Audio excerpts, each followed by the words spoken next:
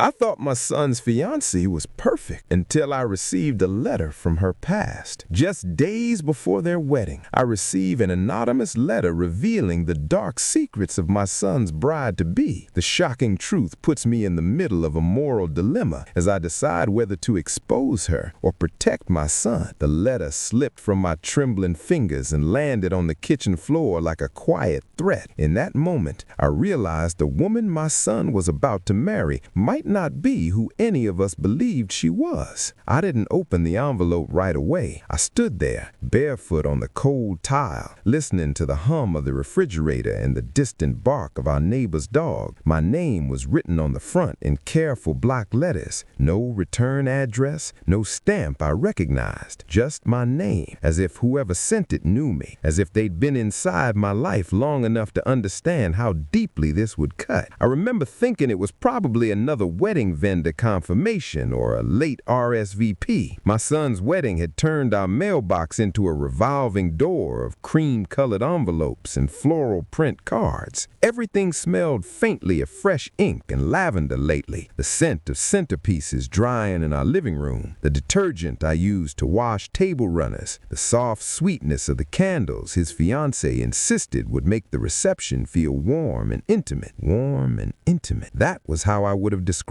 her, too. Before that letter, my life was simple in the way quiet lives usually are. I woke up before sunrise, brewed my coffee strong and bitter, and sat by the window watching the street come alive. Joggers, school buses, the mail truck rumbling past at exactly 7:12 every morning. My husband passed 2 years ago, and mornings had become my private ritual of remembering and recentering. Grief softens with time, but it never truly leaves. It just learns how to sit quietly beside you. My son, Daniel, called every evening after work. Sometimes we talked about nothing, the traffic on the freeway, what he'd eaten for lunch, the way his boss mispronounced client names. Other times he talked about her, Lily, always Lily, the way she laughed when she was nervous, the way she folded towels into perfect little squares, the way she cried during sad commercials. He loved her with a tenderness that made my chest ache in the best way. When he first brought her home for dinner, she arrived with a nervous smile and a homemade lemon tart that was slightly overbaked on the edges. Her hands shook just a little when she placed it on the table. "I'm sorry," she said softly. "I'm still learning how your oven works." I laughed and waved her off. If it's made with love, it's perfect. She looked at Daniel then, her eyes softening, as if that sentence meant more than just dessert. We ate slowly that night. The kitchen smelled like roasted chicken and rosemary. She complimented my old curtains, asked about the framed photo of my late husband, listened, truly listened when I talked about my garden and the stubborn tomatoes that never ripened on time. There was a gentleness about her that felt sincere, not performative. I went to bed that night feeling grateful that my son had found someone kind. The months passed in a blur of wedding planning. Fabric swatches covered my dining table. Lily and I shared tea in mismatched mugs while debating napkin colors and seating charts. She always offered to wash the cups afterward, even when I insisted she sit and rest. Sometimes I caught her staring out the window, distant, as if her mind wandered somewhere far away. When I asked if she was okay, she'd smile quickly and say, "Just thinking about how fast everything's happening." I understood that feeling. Love can feel like standing on the edge of something beautiful and terrifying at the same time. The first moment of unease came so quietly I almost ignored it. One afternoon, while Lily was helping me fold table linens, her phone buzzed on the counter. She glanced at the screen and froze, just a flicker, barely a second, before flipping it face down. Her shoulders tightened, then relaxed again. "Everything okay?" I asked casually. "Yeah," she said too quickly. "Just spam." Her smile didn't quite reach her eyes. I told myself I was imagining things. Everyone has moments they don't want to explain. Privacy isn't guilt. Still, something small lodged itself in the back of my mind, like a pebble in a shoe you keep pretending isn't there. A few days later, Daniel mentioned Lily had been unusually quiet after a phone call. He shrugged it off. She said it was an old acquaintance reaching out. Probably wedding nerves. I nodded, agreeing aloud while my stomach tightened slightly. And then the letter arrived. It waited for me on the kitchen counter while I rinsed my mug, the paper slightly wrinkled from the morning humidity. My name stared back at me, steady and patient. The house felt suddenly too quiet, the ticking clock louder than usual. I picked it up. The paper was heavier than most envelopes, the edges crisp, deliberate. Something in my chest warned me to sit down. I slid my finger under the seal. The first line made my breath catch. Before you let your son marry her, you deserve to know who Lily really is. My hands began to shake, and I hadn't even turned the page yet. The paper felt colder than it should have, thin and sharp against my fingertips. I leaned against the counter, steadying myself as the words blurred for a moment before coming back into focus. The handwriting was neat, almost polite. That somehow made it worse, as if the truth inside had been dressed up to look harmless. You may think this is cruel, the letter continued, but silence would be far crueler. Lily is not who she claims to be. She has a history she has carefully erased. My heart began to thud in my ears, each beat loud enough to drown out the hum of the refrigerator. I told myself to stop, to tear the letter up and throw it away. Anonymous accusations were poison. Anyone could write anything, but my eyes kept moving. The letter claimed Lily had once lived under a different name, that she had been involved in a financial scam years ago, manipulating an older man she was dating, convincing him to drain his savings for a fake business venture that never existed. When the man realized what had happened, she vanished, changed her name, moved cities, started over. I felt a strange heat creep up my neck, a mix of disbelief and anger. This sounded like the plot of a cheap crime show, not the quiet woman who carefully labeled spice jars in my kitchen. The letter included details, a former address, a partial name, a small town 2 states away. It even mentioned a scar near her left shoulder, shaped like a crescent. My stomach twisted at that. I remembered seeing a faint scar once when Lily wore a sleeveless top while helping me clean the garage. She'd brushed it off casually. Old bike accident, she'd said. Maybe it still was. Scars don't prove crimes. The letter ended with a sentence that felt heavier than the rest. Ask her about Martin Keller. Watch her eyes. I lowered myself into the kitchen chair. The wood creaked under my weight. The room smelled faintly of dish soap and lemon, suddenly nauseating. My hands trembled as I folded the letter back into the envelope. This couldn't be real. Lily brought soup when I had the flu. She cried when Daniel proposed in the park, her hands covering her mouth in shock. She stayed up late helping me assemble wedding favors, humming softly to herself. People don't fake kindness that patiently, do they? I spent the rest of the afternoon moving through the house like a ghost. I watered the plants twice without realizing. I stood in front of the pantry, unable to remember what I was looking for. Every ordinary sound felt amplified. The clink of glass, the whir of the ceiling fan, the distant laughter of kids riding bikes outside. When Daniel called that evening, I almost didn't answer. "Hey, Mom," he said warmly. I could hear traffic in the background. Lily found the cutest candle holders today. I think you'll love them. My throat tightened. I pictured his hopeful smile, the way his eyes lit up when he talked about her. The trust in his voice pressed against my chest like a weight. "That's wonderful," I managed. "You okay? You sound tired." "I'm fine," I said quickly. "Just a long day." After we hung up, guilt washed over me like a cold wave. I felt as though I was already betraying him by holding this secret in my hands. That night, sleep refused to come. The ceiling fan cast slow shadows across the walls, each rotation counting down the hours until morning. I kept replaying every interaction I'd ever had with Lily, searching for cracks in her kindness, her nervous glances, her sudden silences, the way she avoided talking about her childhood in detail, always keeping the stories light and vague. Plenty of people carry painful pasts they don't want to relive. That didn't make them criminals. Still, the name echoed in my mind like a drumbeat. Martin Keller. The next day, curiosity won its quiet battle with fear. I drove to the public library under the excuse of returning a cookbook. The air inside smelled like dust and old paper, comforting and neutral. I sat at one of the computer terminals, my fingers hovering over the keyboard longer than necessary. This was wrong, I told myself. I was snooping into a young woman's life based on an unsigned letter. But if there was even a small chance this was true, my son deserved protection. I typed in the name, Martin Keller, and the small town listed in the letter. Several results appeared. Most were harmless: property records, a high school soccer photo. Then one headline caught my eye: "Local retiree loses life savings in investment fraud case." My pulse quickened as I clicked. The article described a man in his late 60s who had been manipulated by a younger woman posing as a business partner and romantic interest. The suspect disappeared before charges could be filed. No photo, no full name released, just an ongoing investigation. My mouth went dry. The dates matched the timeline the letter mentioned. I leaned back in my chair, my palms slick with sweat. This still didn't prove Lily was involved. Coincidences happen, but the pit in my stomach deepened. On the drive home, the sky hung low and gray, threatening rain. My windshield wipers squeaked rhythmically, matching the restless beating of my heart. I kept thinking about Lily's soft laughter, her careful politeness, the way she always thanked me twice for every small thing. If she really had a past like this, had she changed? Or was my son walking into something he couldn't yet see? That evening, Lily came over to drop off place cards. She hugged me lightly at the door, smelling faintly of vanilla and laundry detergent. "You look pale," she said gently. "Are you feeling okay?" I met her eyes, warm, concerned, open. For a moment, the words almost slipped out of me. Almost. But fear closed my throat. "Just tired," I said, echoing yesterday's lie. She smiled and squeezed my hand. "Make sure you rest." As she walked back to her car, I watched her carefully. Her posture was relaxed, her movements unhurried. Nothing about her screamed danger, yet the letter burned in my pocket like a quiet warning. I knew then that I couldn't unsee what I had seen, and the closer the wedding day crept, the heavier the choice became. The next morning I woke before dawn, the kitchen clock ticking too loudly in the quiet house. Rain had begun to fall overnight, soft and steady, tapping against the windows in a rhythm that made my thoughts feel sharper, more insistent. I sat at the counter, the letter unopened again, staring at my coffee as if it could give me answers I wasn't ready to face. I knew I had a choice: ignore it and protect my son's happiness, or confront the possibility that everything I believed about Lily was a lie. Each option felt like a betrayal, either of my son or of my own moral compass. I decided, reluctantly, to test the waters. That afternoon, I invited Lily over under the pretense of discussing last-minute wedding details. She arrived carrying a bouquet of daisies, slightly damp from the rain, her hair curling at the ends. The smell of wet earth clung to her coat, a smell that should have been innocent and grounding, but now made my stomach knot. We settled at the kitchen table, folding napkins and debating whether to place a small candle on each table or scatter petals instead. Her hands moved deliberately, almost ritualistically, and I couldn't help but notice the faint crescent-shaped scar on her left shoulder when her sleeve slipped. "Mom," she said softly, "do you think Daniel will like the favors?" I swallowed, the lump in my throat growing. "They're lovely," I said, keeping my voice steady. "You've done a wonderful job." She smiled, oblivious to the storm brewing in my mind. And then, almost as if summoned by my own fear, I asked it. "Lily, can I ask you something personal?" Her hands paused, the napkin folding left halfway in her fingers. She tilted her head, cautious but curious. "Of course," she said. "What is it? Have you ever known someone named Martin Keller?" The words felt heavier than I expected, like dropping a stone into deep water. Her eyes widened just slightly, a flicker of something. Surprise? Fear? Recognition? Passing across her face. She blinked rapidly, and then she smiled, small, careful. I did know a Martin," she said slowly. "Many years ago." My chest tightened. I wanted to ask more, demanded to know everything right now, but something in her tone made me hesitate. It wasn't defensive, it wasn't cruel, it was just measured. "What kind of relationship?" I pressed, leaning forward. She paused, looking down at the table. "It was a mistake," she admitted quietly. "I was young, naive. I made choices I'm not proud of, but that was a long time ago.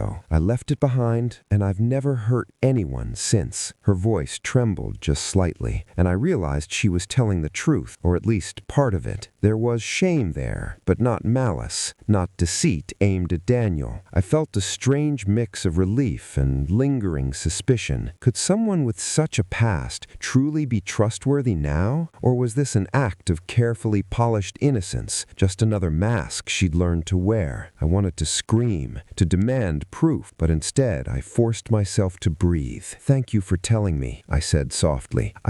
I need to know everything before my son walks into this. Can you understand that?" She nodded, a flicker of vulnerability breaking through her composed exterior. "I understand," she whispered, "and I wish I could tell you everything without scaring you. But some things from my past, they're complicated. I swear, though, my love for Daniel is real, and I've changed." I watched her, really watched her, and something shifted. I remembered all the little gestures, the quiet acts of kindness, the way she treated my son with unwavering respect. That hadn't been an act. Not all of it. But then came the hardest truth. I wasn't sure I could ever fully forgive what might have been hidden from us, even if it was in the past. Later that evening, I sat alone in the living room, the rain now drumming harder against the roof. Daniel was at work, excitedly calling friends about the final seating chart. My hands trembled as I held the letter again. I had faced Lily about it, but the weight of secrecy still lingered, pressing down like the storm outside. Could I let my son marry someone who deceived him about her past? Or could I trust that people can change, that love can heal what time once scarred? I felt a tear slide down my cheek, startling me. I hadn't realized how much fear had nested in my heart. Fear of betrayal, fear of losing my son's trust, fear of making the wrong choice. And yet, in the quiet, I began to understand something else. The past is a shadow, but it doesn't have to define the future. I had a decision to make, not in anger, but with care, with empathy. That night, I didn't sleep well. I sat by the window, watching the storm, imagining the wedding day approaching like a train barreling down the tracks. I thought about Daniel's laughter, the sound of Lily's voice humming while she worked, the warmth of their shared moments, and I knew, finally, that the choice wasn't just about truth or exposure. It was about love. I didn't have an answer yet, but I was beginning to understand the path I needed to take, one that balanced honesty with compassion, truth with protection, and fear with hope. The rain finally slowed as dawn approached, painting the sky with soft streaks of pink and gray. I folded the letter carefully and set it aside. Tomorrow, I would have to decide what to do.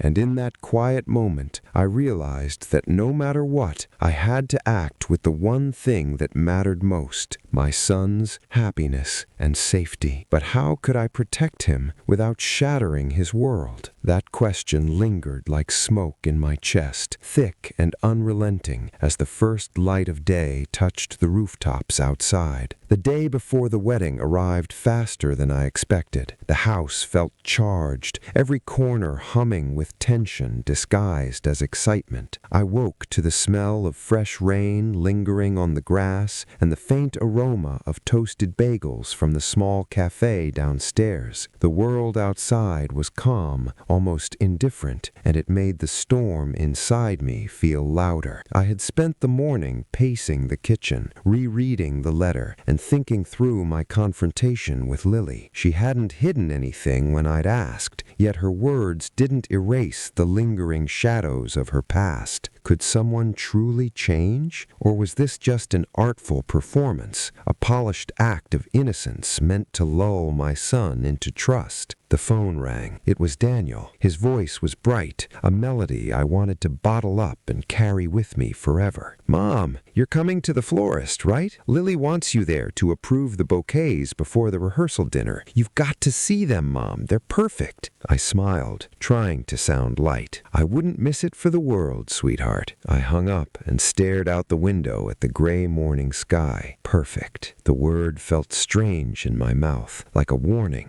Was any of this really perfect? Or was I about to watch my son step into a life built on partial truths? At the florist, the air smelled of roses and lilies, mingled with the faint scent of damp earth from the open door. Lily was arranging centerpieces with meticulous care, her hands steady, her movements deliberate. When she saw me, her face lit up with a smile, warm and genuine. "Mom," she exclaimed, holding up a bouquet, "do you think Daniel will love these?" "They're beautiful," I said, trying to keep my voice even. "Absolutely beautiful." Her eyes searched mine, perhaps for reassurance, perhaps for something else. I wondered if she sensed the weight pressing down on me. The rehearsal dinner passed in a blur. Daniel laughed easily, unaware of the storm churning inside me. Friends and family mingled, wine glasses clinking softly. Lily moved among them with grace, her smile unwavering. Every act of kindness she performed, pouring wine for my elderly neighbor, holding my hand when the music got too loud, listening with genuine interest to my cousin's tedious stories, reminded me why my son loved her. And yet, the letter remained in my bag, folded neatly but impossible to ignore. Later that night, I found myself alone in the kitchen, the house silent except for the faint hum of the refrigerator. I pulled out the letter again. The words seemed smaller now, distant echoes rather than threats. My mind replayed Lily's confession, the admission of a past mistake, her vow that she had changed, her unwavering love for Daniel. I had a choice. I could expose her and protect my son from potential pain, or I could believe in the possibility that people can truly change, that love can be a redemption song. I sat down, the kitchen chair creaking under me, and closed my eyes. I imagined Daniel on his wedding day, seeing Lily walking down the aisle, the joy, the laughter, the pure hope in his eyes. Could I shatter that for the sake of something that might no longer exist, a mistake from years ago? I thought about my own life, the way I had carried the memory of my late husband, forgiving his flaws while cherishing the love we shared. Hadn't I always believed in second chances? Hadn't I believed in people's capacity to grow, to change, to become better versions of themselves? The decision crystallized slowly, like sunlight breaking through a heavy fog. I wouldn't let the past destroy their future, not unless I had irrefutable proof of current wrongdoing, which I didn't. The letter had come anonymously. I had nothing concrete, only fear and suspicion, neither of which justified destroying someone's happiness. The next morning, I watched from the living room window as Daniel helped Lily into her wedding dress. Her hair was pinned perfectly, the faint crescent scar hidden beneath delicate lace. She laughed at something he whispered, and my heart tightened. She wasn't perfect. Nobody is. But she was honest now, in front of me, and she loved my son with a depth I could see in every gesture, every glance. The ceremony began in the small chapel near our neighborhood. The air smelled faintly of rain and polished wood. Guests whispered excitedly as Lily appeared, radiant, walking slowly down the aisle. Daniel's face lit up like sunrise breaking through clouds. I felt a tear slip down my cheek, a mixture of relief, pride, and lingering worry. I'd carried the weight of the letter, the fear of betrayal, and I had chosen to believe in love, not blind faith, but measured, conscious hope. After the ceremony, when we gathered for photographs, I noticed Lily standing beside my son, her hand on his shoulder, her eyes shining with genuine happiness. I realized that life isn't about perfect people or spotless pasts. It's about the choices we make now, the integrity we hold today, the love we give freely. Later, when Lily and I shared a quiet moment alone, I touched her hand gently. "Thank you for being honest with me," I whispered. She smiled, warmth radiating from her entire being. "I wanted you to know. I hope someday you can trust me fully." "I do," I said softly, and in that moment, I believed it, not because the past didn't exist, but because we had chosen chosen to face the future together with courage and care. Walking home that evening, the streets wet with the remnants of the morning rain, I felt a sense of calm I hadn't experienced in months. Life was messy, complicated, full of shadows, but love could shine through, even after mistakes, even after fear. And as I watched Daniel and Lily drive away for their honeymoon, I asked myself quietly, as the wind tugged gently at my coat, would I have made the same choice if it were my child? And I knew the answer in the quiet dignity of a mother who had learned to balance fear with faith. The house was unusually quiet the morning after the wedding. The leftover bouquets, still vibrant, filled the living room with a soft floral scent. I wandered slowly among them, running my fingers along the petals, thinking about everything that had happened over the last week. The letter was gone now. I had tucked it into a drawer, not thrown it away, not because I needed it anymore, but because it reminded me of how fragile trust can be, how easily fear can cloud judgment. I made coffee, the aroma sharp and grounding, and sat by the window, watching the sun lift the mist off the street. Life was slowly returning to normal, or as normal as life could feel, after a week that had tested every boundary of my heart. Daniel and Lily called from the airport, their excitement spilling through the phone. I could hear laughter, soft teasing, the comfortable familiarity of two people completely in love. It was a sound that filled the empty spaces of my grief, replacing the ache of loss with hope. As I hung up, I realized something important. I had been so consumed with protecting Daniel, with shielding him from disappointment, that I nearly forgot another truth. We can't protect the people we love from the past, only guide them in how to meet the present. It had been tempting to confront Lily publicly, to demand proof, to warn Daniel in a way that would make him doubt. But in doing so, I would have done more damage than the past ever could. Sometimes the most courageous act of love is restraint. Later that week, Lily returned to help unpack a few wedding gifts we'd stored at home. She moved quietly through the kitchen, humming softly as she arranged items on the shelves. I watched her, noticing the small details, the careful way she placed a vase back on the counter, the gentleness in her smile, the warmth in her voice. When she paused and looked at me, I felt the weight lift fully from my chest. "You're at peace with all this, aren't you?" she asked, her eyes searching mine. I smiled, softly, thoughtfully. "I am. Not because the past doesn't matter, but because what matters now is love, honesty, and the choices we make today. You've shown me that you're more than your mistakes." Her hand brushed mine, a small gesture that carried trust, gratitude, and mutual understanding. And in that moment, I realized forgiveness isn't just for others, it's for ourselves, too. The peace I felt was a gift I had given to my own heart, allowing fear to dissolve into acceptance. The months that followed were gentle and steady. Daniel and Lily settled into their new life together, and I discovered that stepping back, allowing them space to grow as a couple, was a form of love I hadn't fully understood before. I still thought about the letter sometimes, but it no longer held power over me. It was simply a reminder of what could have been lost if I had let fear guide my actions. One quiet afternoon, I found myself sitting in the garden, the same one my late husband and I had tended for years. I ran my hands through the soil, planting small flowers that promised to bloom long after I was gone. The air smelled of damp earth and sun-warmed leaves, grounding me in the present. I thought about Daniel, about Lily, about the lives we build despite our pasts, despite the secrets and mistakes we all carry. It struck me then that life is rarely perfect. People are flawed, mistakes are made, and past shadows follow us. But love, courage, and honesty, those are the things that can illuminate even the darkest corners. And I realized, finally, that the greatest lesson of all is this: protection does not always mean exposure, and love is sometimes the choice to trust, even when trust is difficult. I poured myself a cup of tea, the steam rising in delicate swirls, and sat back in the garden chair. I listened to the faint hum of the neighborhood waking up, the distant laughter of children playing, the rustle of leaves in the morning breeze. Would I have acted differently if the letter had revealed more, if the shadows had been darker? Perhaps, but as I watched the world move around me, I knew I had made the choice I could live with, guided not by fear, not by suspicion, but by faith in the capacity of people to change, to love, to grow. And sometimes that's the hardest choice of all. As the sun rose fully over the rooftops, I whispered quietly to myself, life isn't about perfection. It's about understanding, forgiveness, and the courage to let love lead the way. And now I ask you, in a world full of hidden truths and second chances, would you have done what I did? Would you have trusted love to shine through the shadows? If you've ever faced a choice like this, share your story in the comments, because sometimes hearing how others navigate the same moral crossroads reminds us we are never truly alone.